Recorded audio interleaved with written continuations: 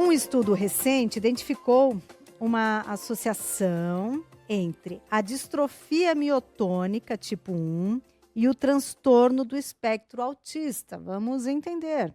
Nós estamos aqui com o médico geneticista, o Dr. Carlos Aschoff.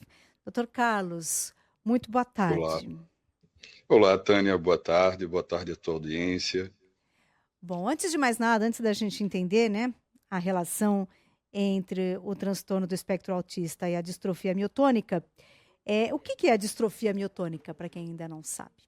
Bom, distrofia miotônica é uma doença genética, ela cursa com fraqueza muscular, é uma doença genética também que é multissistêmica, ela tem acometimento endócrino, acometimento ocular, ela também tem acometimento cardíaco, e ela é provocada por um mecanismo genético que a gente chama de expansão de repetições expandidas.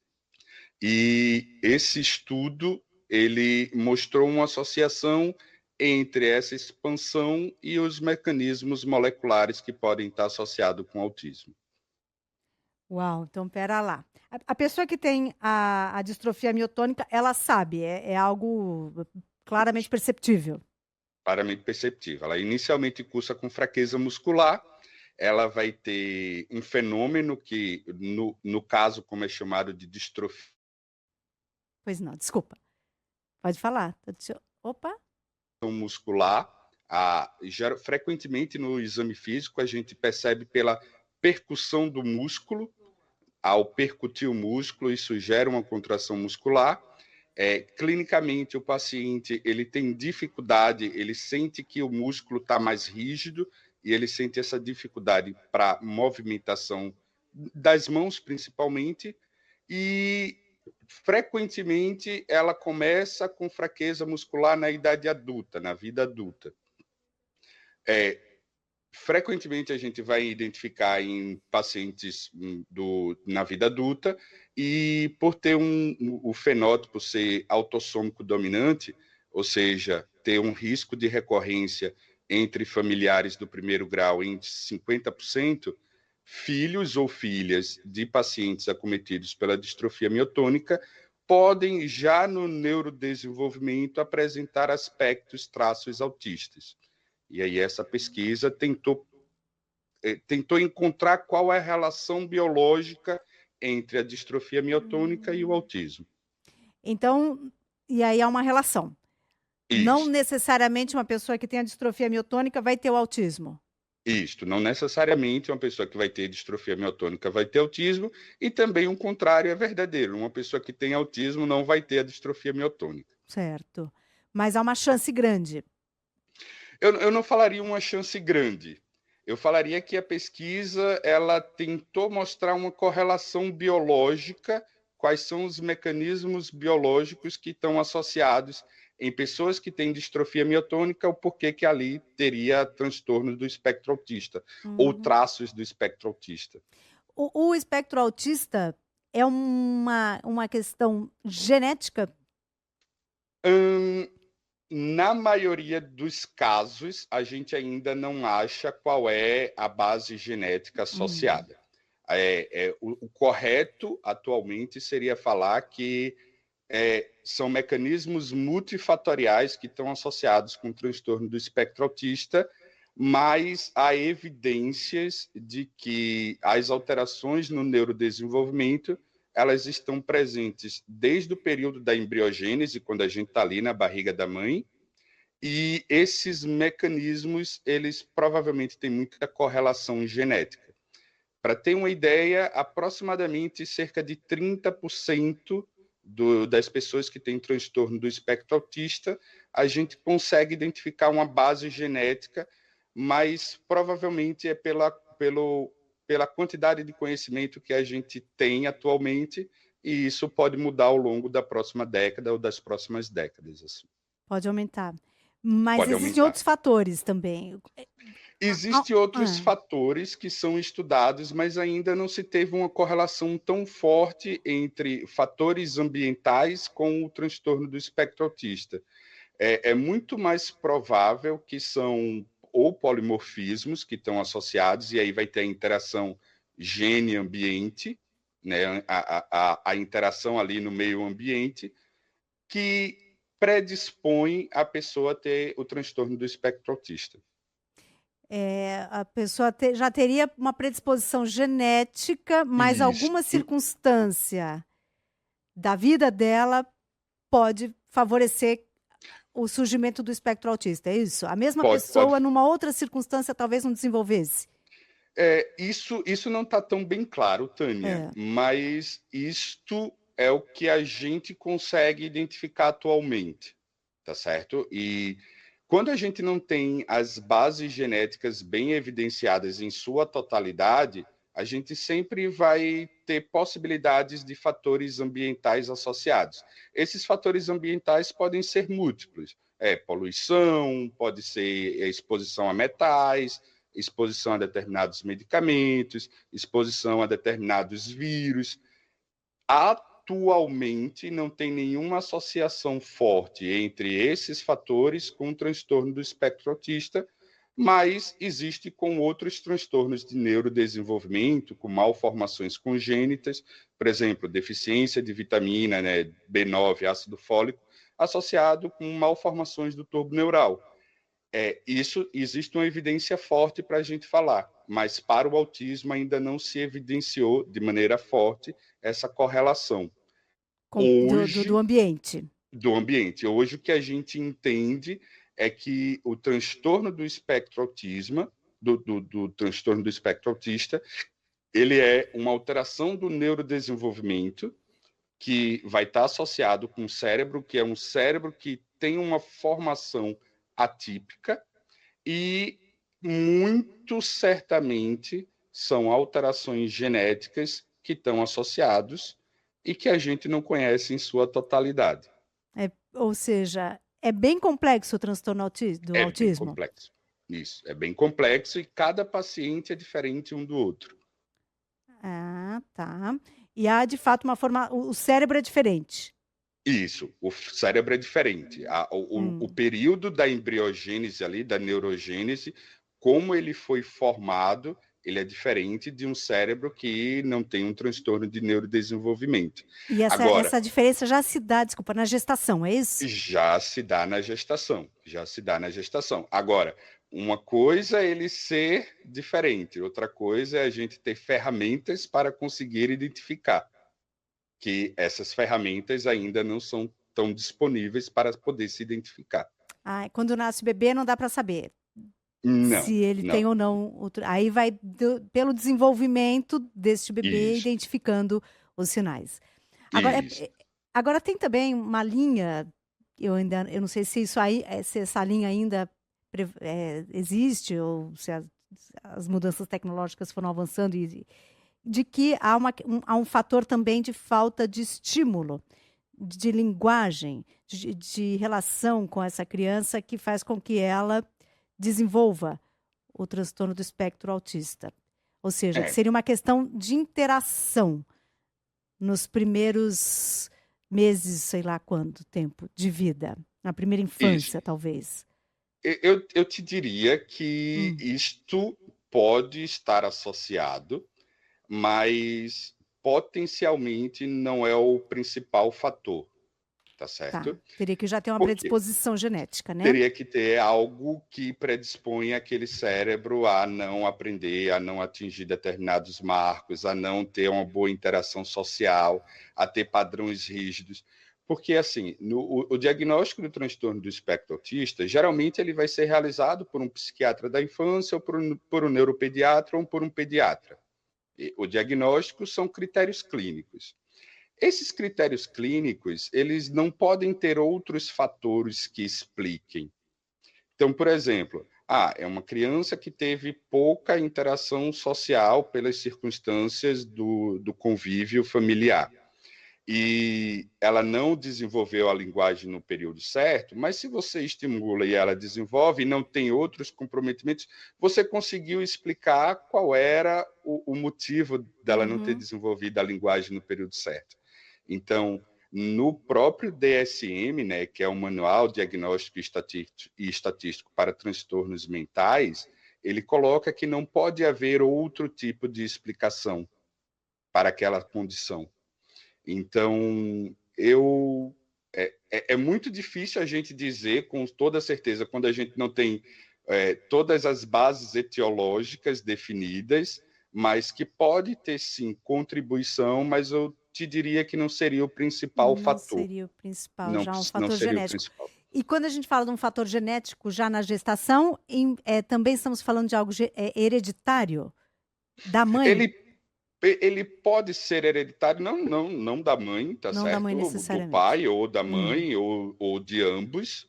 Pode ser. A gente tem fenótipos recessivos, fenótipos dominantes, então pode estar associado com variantes que são presentes nos pais, mas que não se expressam nos pais, só vai se expressar quando ocorre em conjunto, ou variantes que podem estar presentes em algum dos pais, mas que tem dois mecanismos na genética que a gente utiliza para descrever quando ela não se expressa da forma completa em um dos genitores, que é a expressividade variável, e existe um outro tipo de mecanismo, para ficar um pouco mais complexo, que é a penetrância incompleta.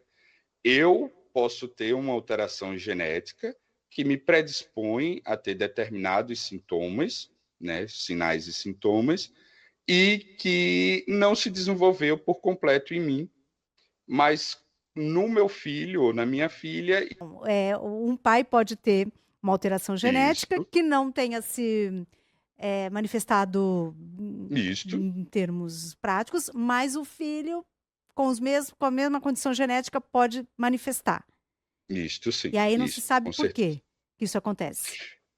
Existe algumas tentativas de explicar, pode ser que sejam outras variantes genéticas, outras combinações, né, regiões poligênicas, ou múltiplas SNPs, né, múltiplas variantes comuns, que podem predispor para aquela região se expressar de forma mais intensa, mais importante, mas também a gente tem as questões das evoluções diagnósticas. Então, a gente pode estar mais atento para o diagnóstico na criança hoje, enquanto que há 20, 30, 40 anos atrás, talvez a gente não tivesse tão atento. Então, Sim, entendi. pode haver alguns vieses, mas a questão da penetrância incompleta, ela é uma realidade e existe alguns mecanismos que explicam, mas também ainda não estão tão claros assim. Sim, é interessante. Voltando aqui para o espectro autista, né? Existem, como é um espectro, então existe o autismo leve, o autismo severo. O autismo leve, eu imagino que seja muito comum, muito frequente, se a gente for fazer um exame em toda a população. Eu imagino que em algum grau. Tem muita gente que, inclusive, se vira muito bem a despeito de ter algum nível dentro do espectro autista. E aí, porque Hum, compensa de outras formas. E isso, talvez nem saiba que tenha esse espectro, esteja dentro do espectro. eu te diria que sim, existe a questão do acesso ao diagnóstico e esse diagnóstico, como ele foi sendo melhor caracterizado ao longo dos anos, então a pessoa pode não ter tido o diagnóstico realizado no tempo hábil. Existe alguns dados, principalmente dos Estados Unidos, eles colocam que provavelmente essa prevalência está em torno de 1 para cada 100, seria 1%. Alguns estudos mostram que essa prevalência poderia ser até maior para o transtorno do espectro autista, em torno de 3%, ali 1 para 36, que provavelmente a gente teria contato com pessoas que têm um transtorno do espectro autista. Não existe grau do transtorno do espectro autista, não existe grau leve ou grau severo, grave. Ah, não? O que existe são os níveis de suporte. Ele pode precisar de um nível de suporte mais intenso ou não. Existe nível de suporte 1, nível de suporte 2 e nível de suporte 3, que é o quanto de terapias será necessário para aquele paciente, para aquela pessoa. E o nível do suporte 1, ele pode não precisar de nenhum tipo de terapia. Ele pode, conforme a vida, ir se adaptando. Mas geralmente vai ter um sofrimento, ou pela rigidez na comunicação social, ou na dificuldade de interação social, mas que vai ter outros aspectos que ele vai conseguir modular e desenvolver a vida adulta na forma esperada para ele. Dificuldade de relação de interação sexual é uma interação social é a tônica do espectro autista. Agora, nem todo mundo que é tímido, que tem uma dificuldade de se relacionar com o outro, como é que a gente sabe? Uma pessoa tímida, eu tenho uma certa fobia social, eu me sinto estranho, eu me sinto desajustada. Como é que ela vai saber? Quais são os sinais de que ela pode estar dentro do espectro autista? Frequentemente, o que a gente vai ter é que as pessoas que estão ali no nível de suporte do transtorno do espectro autista, elas vão ter características que estão associadas com alteração do neurodesenvolvimento já na infância. Então, vai ter essa história na infância. Ou um atraso de linguagem, às vezes, em algumas situações, atraso motor, dificuldade de comunicação já naquele período inicial.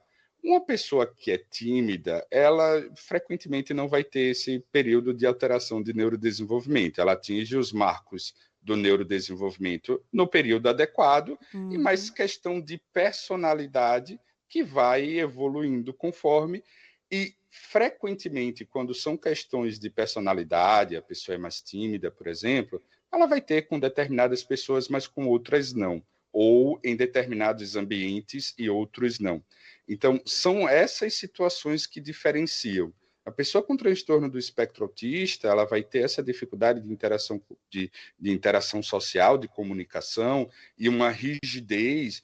Frequentemente vai ter situações que ela precisa se autorregular, e aí alguns casos que a gente chama de estereotipias, e isso frequentemente está posto desde o período da infância. Então, se autorregular porque ela pode ter comportamentos muito antissociais, é isso? Não comportamentos antissociais. É a própria autorregulação. Por exemplo, a gente pode ver crianças que ficam extremamente felizes e fazem aqueles movimentos com as mãos, que são as estereotipias mais frequentemente. Esse caso, não necessariamente a criança vai ter autismo, porque existe um motivo para ela ter feito aquele movimento, aquele comportamento. Ah, tá. Quando é por autorregulação, ela vai fazer sem um motivo aparente. Ah, tá. Algo mais automatizado. Ela vai sair fazendo. Seria isso, seria uma forma de explicar melhor assim. Uma forma mais automatizada e que não tem uma intenção específica. Não seria em algum momento que estava extremamente feliz ou em algum momento que estava extremamente triste. Então, às vezes são em situações das mais diversas possíveis. Então, frequentemente a gente vai encontrar que já no período da infância a gente percebe essas alterações e o que diferencia de um transtorno de personalidade ou uma pessoa mais tímida. Entendi. São movimentos corporais que não estão relacionados com o contexto. Não, mas que não nem todo mundo com espectro autista vai ter esse tipo de comportamento, né? Nem todo mundo vai ter. Existe um certo nível, né, dentro do espectro em relação às pessoas que vão ter mais estereotipias ou que essas estereotipias vão estar mais identificáveis, mas frequentemente vai ter sempre esses 3 padrões de alteração na comunicação, e essa comunicação na comunicação social, estereotipias, né, períodos de rigidez, de comportamentos mais rígidos e alteração no neurodesenvolvimento, e nenhuma dessas são explicadas por outras questões, seja ambiente familiar, seja infecções, assim. Aí é provavelmente genético mesmo. Isso. Que a gente consegue identificar em uma parte ali, em torno de... E alguns estudos mostrando em torno de 20% a 30% com as ferramentas diagnósticas genéticas que se dispõe hoje, a gente consegue identificar 20 a 30% dos casos, os outros 70% fica sem uma base genética evidenciável ou diagnosticada pelos mecanismos, pelos exames genéticos que são disponíveis hoje. Entendi. A ciência ainda não consegue explicar 100% o autismo. Não, E o isso. que é E aí, uma rigidez de comportamento, doutor? são comportamentos que a pessoa, por exemplo, a pessoa precisa seguir determinado caminho do trabalho para casa, de casa para o trabalho, e esse caminho não pode ser mudado, em hipótese nenhuma. A pessoa utiliza... Opa, perdemos de novo. Então pessoas muito sistemáticas, né? Que precisam cumprir ali aquela rotina. Ele vai voltar. Vamos Isso, acreditar. Aqui, voltou, aí, é isso, voltamos. É isso? Isto, que tem uma rotina rígida e que, em hipótese nenhuma, pode sair daquela rotina. E aí pode ser em relação a camisas, em relação a vários aspectos da vida, a caminho que toma do trabalho para casa, de casa para o trabalho, a como vai organizar seus materiais de estudo, ao tipo específico de lápis ou tipo específico de caderno. Então, essa rigidez comportamental, ela não pode ser confundida com preferência. Eu posso preferir uma determinada cor, Claro. mas se tiver outra e só tiver outra, eu vou utilizar. Uma pessoa com transtorno do espectro autista, ela não vai utilizar outra, a não ser aquele tipo de material ou tipo de cor que ela gosta. Senão ela entra numa crise. Aí pode ter as crises, que aí as crises podem ser as crises de comportamento que são observadas em crianças com alterações de neurodesenvolvimento, porque outras alterações de neurodesenvolvimento elas podem estar associadas também com sintomas que remetem ao transtorno do espectro autista, mas não são. Uhum. E Bom, diga. e que talvez a gente tenha diagnósticos de transtorno do espectro autista que podem ser confundidos com outros transtornos. Eu ia falar do toque, por exemplo, Isso. exatamente. Então, por isso que é importante sempre ter inicialmente esse acompanhamento, ou com psiquiatra da infância ou adulto, a depender da idade da pessoa, ou neuropediatra, ou neurologista, para que se tenha essa avaliação e essa definição diagnóstica em termos de um transtorno do espectro autista ou outros transtornos de neurodesenvolvimento. Para daí, então, a gente entrar na parte da investigação genética. Sim. E outra coisa também, não tem o superfoco para crianças dentro do espectro autista? Tem a ver com isso? Quer dizer, ela tem fixação em alguma coisa e naquilo ela pode ser muito boa. Isso. E muitas vezes não há uma correlação com outros aspectos da vida.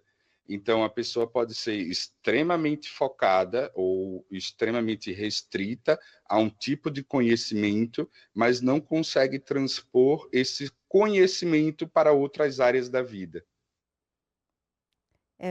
Inclusive, pode ser um profissional muito bem-sucedido naquela área.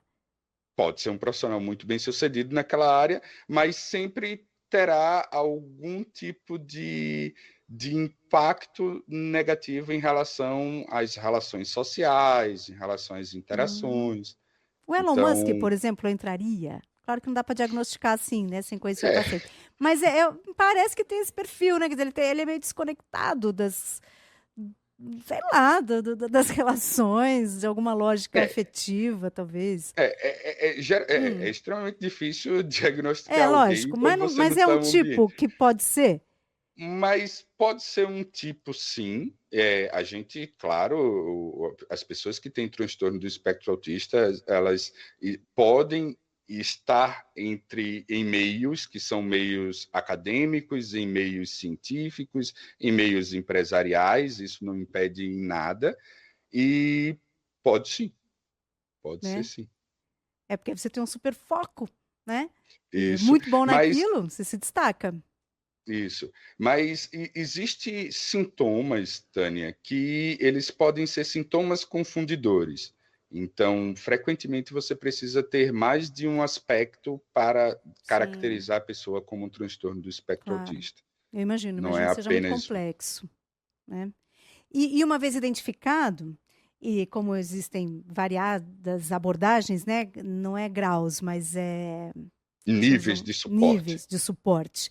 E aí o tratamento é, é- é- o nível pode ser revertido, quer dizer, você, hum, Existe alguns estudos e terapias, sim, que podem utilizar. então, de alguma forma é possível E sim, mudar o isso. grau? É possível mudar ali o nível O e nível. transformar pessoas com transtorno do espectro autista do nível 2 para nível 1 de suporte, que vai precisar de um nível de atenção um pouco menos frequente, menos intenso em relação ao nível 2 de suporte. Existem terapias, o foco principal do tratamento do transtorno do espectro autista são as terapias. Psicopedagoga, terapia ocupacional, fonoaudiologia, esse é o principal pacote. Existem medicamentos que se usam para controles do transtorno de comportamento, se tem TDAH associado, mas o tratamento principal são as terapias. Muito bom. Mas não há uma reversão Cura, completa. Cura, não, é não, isso. Não, não há cura. Isso, não há certo. cura. Pelo Muito bom. menos até o presente momento não existe cura. Vamos torcer para que, né, essa área da genética vai evoluindo para a gente poder entender mais ainda sobre Sim, esse transtorno, que sim, realmente é um transtorno muito instigante, né, sim, que é o sim. espectro autista. Bom, doutor Carlos, muito obrigada, viu? Boa Obrigado, noite. Tânia. Obrigado a É, todos.